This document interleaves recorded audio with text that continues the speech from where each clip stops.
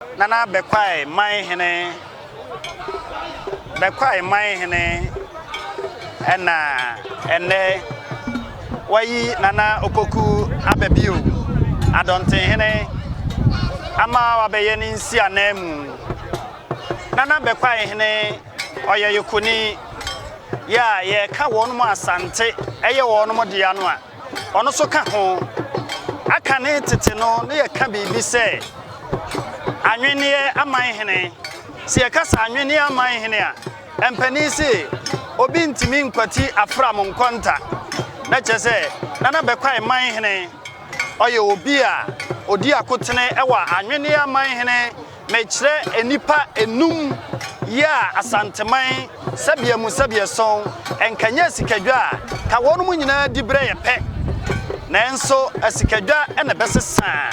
nananom edibre ema ye hunu se Nana Bekwaihene enzo so eye sabia son asikadwa brempon na kane no na ahemfo akese enum no na eye Bekwai Mampong Kokofu Kumase ena eye nananom insitafo ye from grade 5 anase anwene amanhene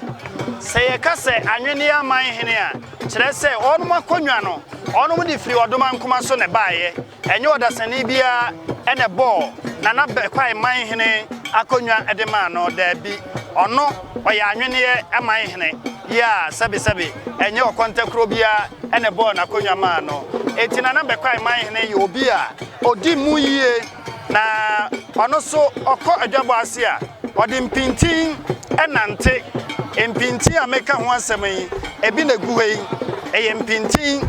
afei Nana Bekwaihene ewo ntwene ahoduo pii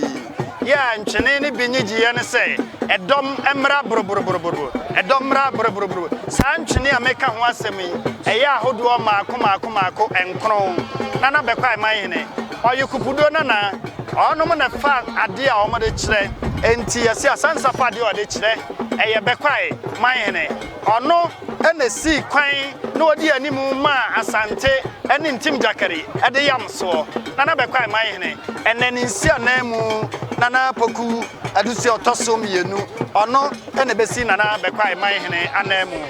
abusiafo modaro ma yedi saha na yato aso e obia fofo ye besan ababio ne ene nananom abetwetwe nkomo na mpani sisa dwumo da yetene woni wura no mema momoni tia ade na wisi